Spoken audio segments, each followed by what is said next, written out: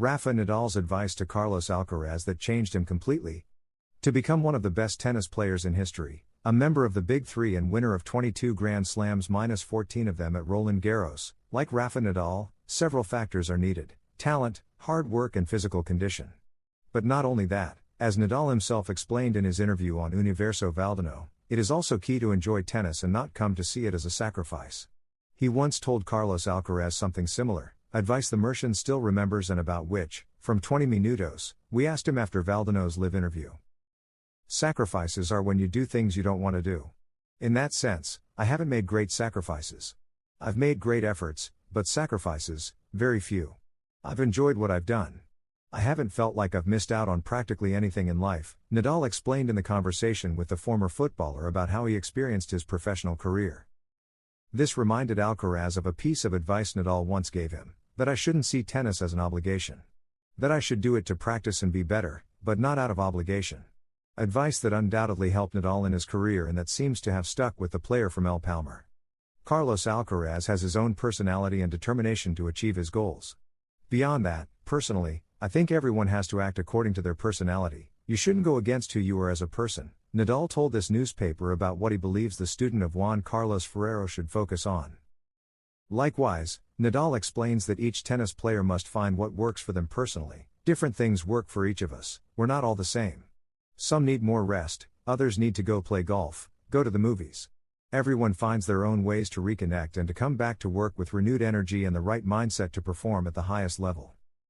Carlos Alcaraz, who finishes the year as number 1, has signed the best season of his sporting career to date. The Merchant, who has won 6 Grand Slams and only lacks the Australian Open, wants to be one of the best tennis players in history.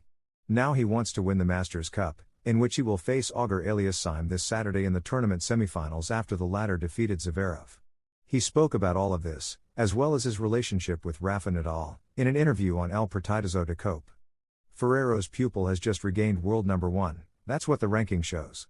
But I'm far from being the best player in terms of tennis or level, because there are still many players who can beat me and I've lost to many players. I'm not the best, but the ranking says so. In the interview, the Merchant also spoke about the Big Three and whether he expects to equal or surpass them. I can sit at the table with Nadal, Federer, and Djokovic.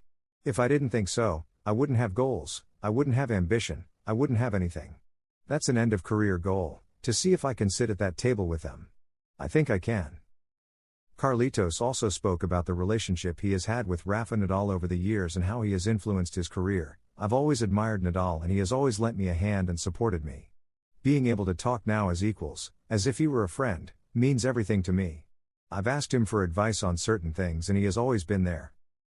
Ferrero's demands. On the other hand, and regarding how young tennis players sacrifice themselves compared to the previous generation, the Valencian coach has doubts about whether, in the end, his pupil can become one of the best in history. His understanding of work and sacrifice is different from ours. It makes me doubt whether he can become the best in history like this. Winning 2 Grand Slams in 2024 is great, but maintaining these numbers is what's really complicated.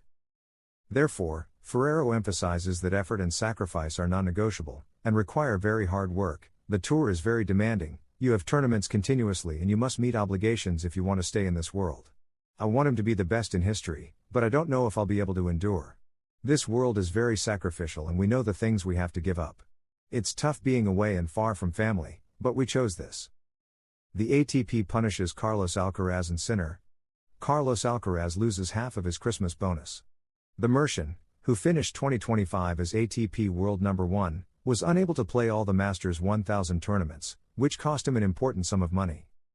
As the last month of the year begins and the tennis season has already ended, it's time to assess the sporting and financial gains for the big stars of today's tennis. And among them, of course, the most curious case is that of the current world number 1, Carlos Alcaraz. After completing the best season of his still short career, many wonder how these achievements have affected his personal finances. Well, the Merchant, who played 11 finals this season, has missed out on half of an important extra bonus. It's the bonus you receive for playing all the Masters 1000 tournaments in a single year. Alcaraz would have received $4.8 million if he had played all of them, but the rule states that the reward is reduced by 25% for each Masters 1000 not played due to withdrawal or injury, up to a maximum of 3. From 4 onwards, the reduction is 100%, which is what happened to Sinner.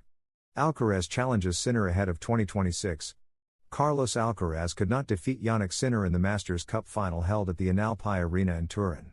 The Spanish player, who delivered a solid performance overall, was left with a bitter taste after losing 7-6, 4, 7-5 to the man from San Candido, closing 2025 as world number 1 with 8 titles. The Mercian accepted the painful defeat and, in the award ceremony, sent Sinner a warning ahead of 2026, a year expected to be thrilling and in which Spanish and Italian fans will surely see their players face off more than once. It's been a great year for Jannik and now it's time to rest. I hope you're ready for next year because I will be too. Hopefully we can play more finals together, said the player from El Palmar shortly after thanking the Italian crowd for their support and respect during the final.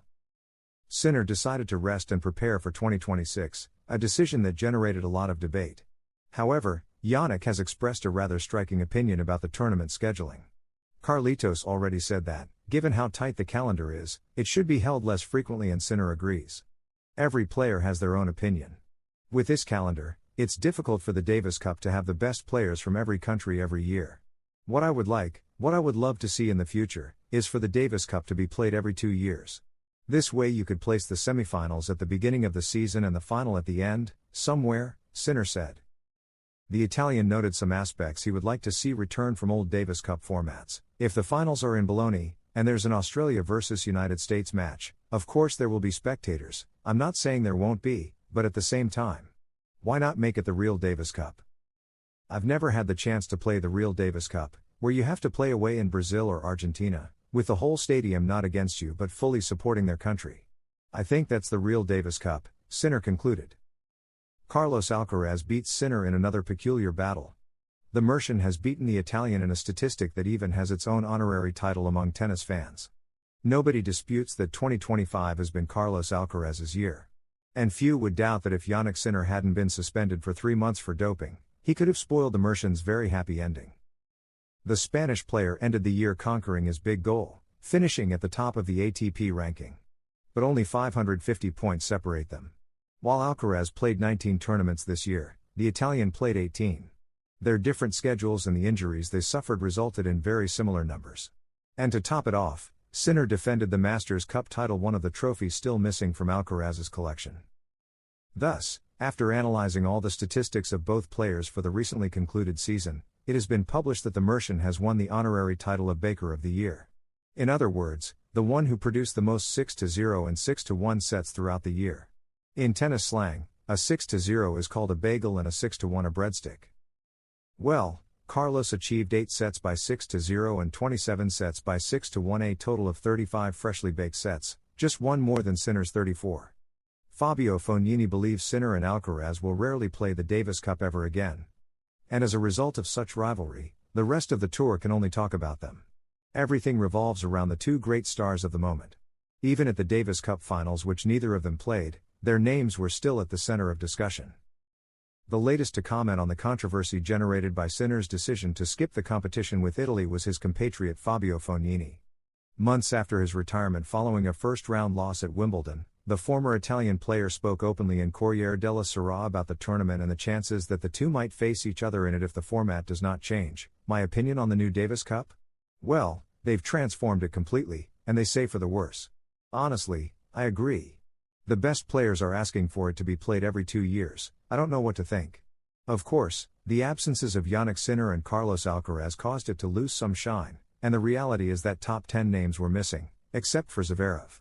This is not good for the competition. The format must be reviewed. But Jannik and Carlos's priority will never be the Davis Cup. Shocking message from Rafa Nadal about Alcaraz and Sinner. Nadal links the competitive legacy of the Big Three with the Alcaraz-Sinner duo, currently the absolute leaders of the circuit.